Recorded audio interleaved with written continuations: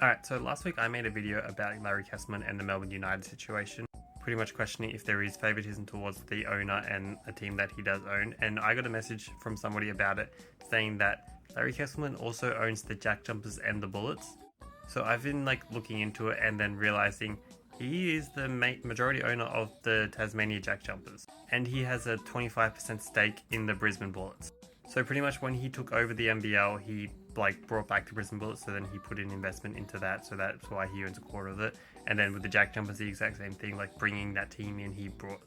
also is the majority owner of the Jack Jumpers, which I find interesting that this doesn't get brought up much, the fact that he is an owner of 3 clubs,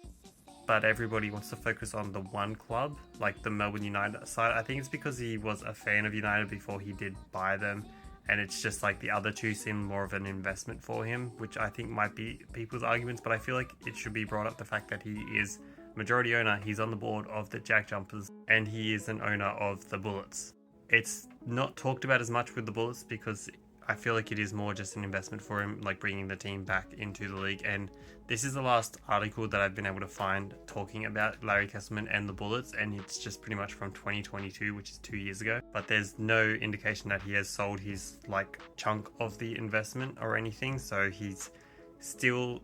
looks like he does have the ownership, and he has more ownership in the Bullets and the Jack Jumpers than he does United, which is something else that also got mentioned to me. So I think that might be more of a question to the officiating than just saying the owner has that more bias, which it does seem more and more likely that could be the case. Also doing the reading, it just feels like Kestleman is a businessman for more first and foremost, so everything he's doing is towards the business side of things, not really concerned about if a game's officiated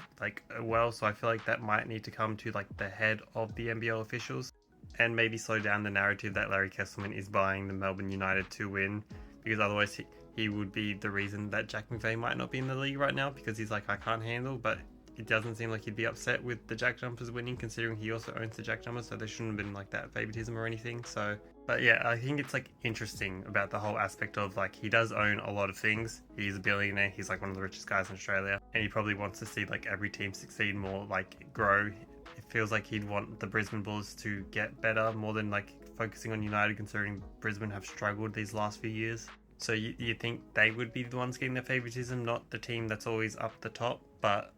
who knows.